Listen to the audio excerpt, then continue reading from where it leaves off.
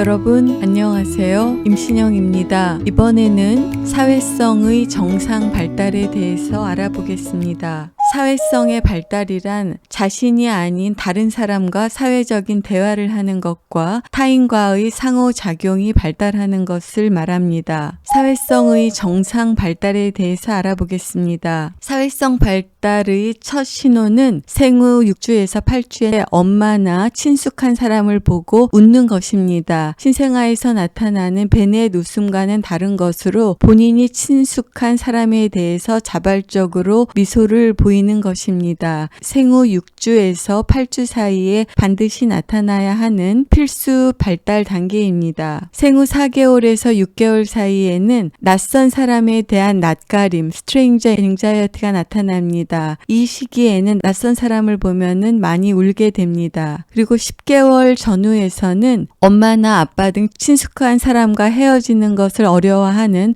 분리불안이 나타납니다. 이것도 정상적인 발달 단계입니다. 생후 6개월부터는 호명 반응이 나타나는데 호명 반응은 자기 이름을 불렀을 적에 얼굴을 돌아보면서 반응하는 것입니다. 엄마들이 우리 아이는 이름을 불러도 쳐다보지 않아요. 호명 반응이 부족해요. 라고 오시는 분들이 있는데 아기를 불렀을 적에 10번 중에 2-3번만 바라본다든지 얼굴을 살짝만 돌린다든지 전혀 반응을 보이지 않는 것이 호명 반응이 제한되어 있는 것입니다. 돌 전후가 되면 아이들은 짝짝꿍 곤지곤진 잼잼을 하면서 재롱을 피우고 이것에 대해서 칭찬을 해주면 기뻐하는 이러한 상호작용을 보이게 됩니다. 24개월이 됐을 때 반드시 인형놀이를 할 수 있어야 합니다. 24개월 때까지는 친구가 있어도 함께 놀지 못하고 서로 따로따로 놀게 됩니다. 36개월이 되면 2-3명과 놀이를 할 수 있어야 되고 소꿉놀이나 인형놀이를 할 수 있습니다. 그리고 36개월이 되면 본인이 좋아하는 노래를 하나나 2개 정도 부를 수 있습니다. 36개월이 됐을 때 반드시 나타나야 하는 사회성의 발달은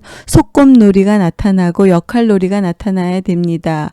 의사의 역할놀이를 하고 있고 엄마의 역할놀이를 하고 있습니다. 인형 2개를 갖고 소꿉놀이 역할놀이를 하고 있습니다. 48개월이 되면 더 많은 아동들과 놀이를 할 수 있어서 4명에서 6명과 놀이를 할 수 있고 소꿉놀이를 할 수 있습니다. 그리고 숨바꼭질을 할 수 있습니다. 이후에는 더 많은 아동들과 놀 수 있고 규칙을 지켜서 학교 생활을 할 수 있습니다.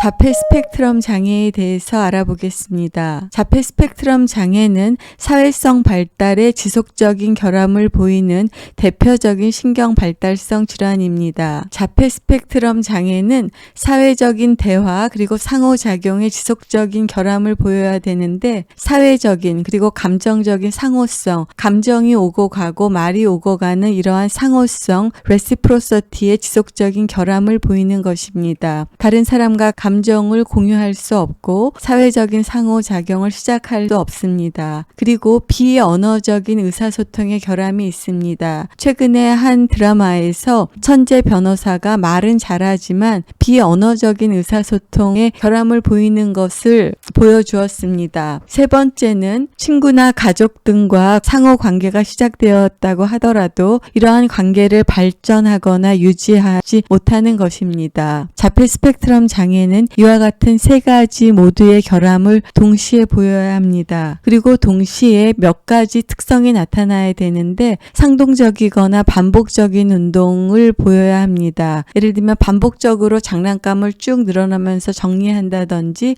반향어를 사용한다든지 천재 변호사를 주인공으로 한 드라마에서는 앞으로 해도 뒤로 해도 똑같다는 말을 계속 반복적으로 했고 장소를 이동할 때 손가락으로 수를 세는 이러한 반복적인 행동을 했습니다. 그리고 동일성에 대한 고집입니다. 예를 들면 똑같은 것을 먹는다. 아침, 점심, 저녁 김밥을 먹는다. 학교를 갈 때 똑같은 길로만 다니고 똑같은 형태의 인사를 하고 변화를 어려워한다는 것입니다. 그리고 극도로 제한된 고정된 흥미를 갖는다는 것입니다. 고래에 대한 극도로 제한되고 고정된 흥미를 갖는다든지 숫자나 글씨에 대한 제한되고 고정된 흥미를 흥미를 갖는다는 것입니다. 또 하나는 여러 가지 감각 정보에 대한 과소 또는 과잉 반응을 보이는 것입니다. 빛이나 움직임에 대해서 시각적으로 매료된다든지 또는 음식이나 장난감을 모두 다 냄새를 맡고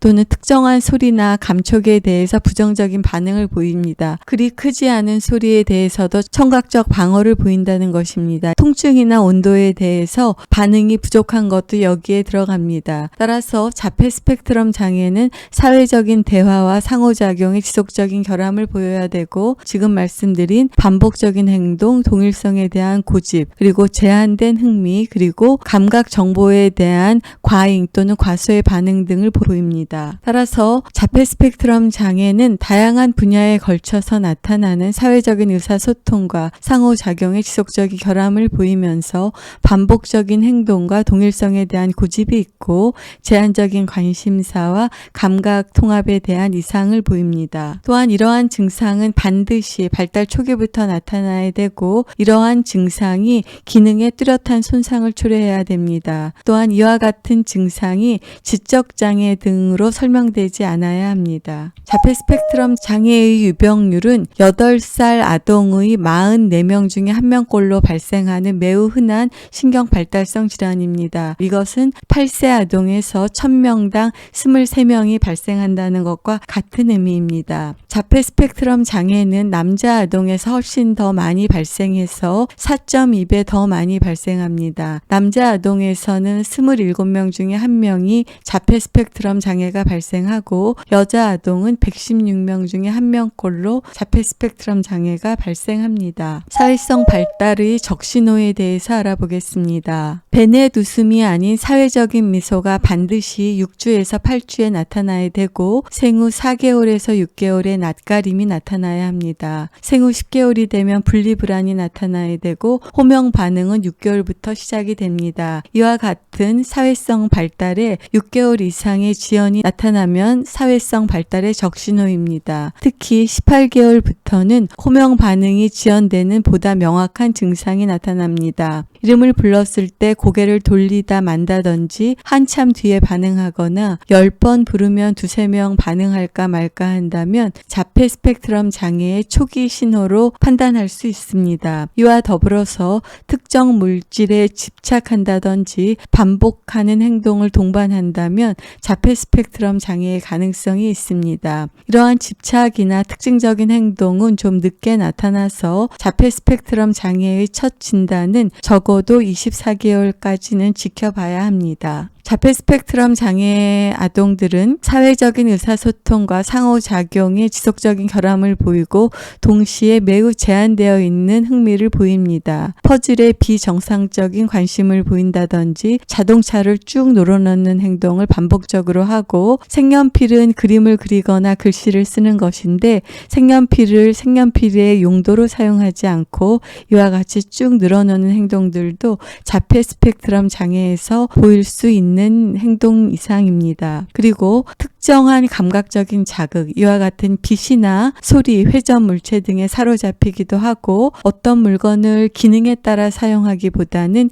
일렬로 줄을 세우거나 쌓거나 회전시키면서 놓는 증상이 나타납니다. 오늘은 사회성의 정상 발달에 대해서 알아보았습니다. 사회성 발달이란 사회적인 대화와 상호작용의 기능이 발달하는 것입니다. 사회성 발달이 정상 발달에 대해서 알아보았습니다. 생후 6주에서 8주 때는 사회적인 미소가 나타나고 생후 4개월에서 6개월 사이에 낯가림이 시작됩니다. 생후 10개월이 되면 분리불안이 나타나고 6개월 이후부터는 호명 반응이 발생합니다. 사회적 의사소통과 상호작용의 지속적인 결함을 보이는 자폐 스펙트럼 장애에 대해서 알아보았습니다. 그리고 사회성 발달의 적신호에 대해서 알아보았습니다. 여러분 경청해 주셔서 감사합니다.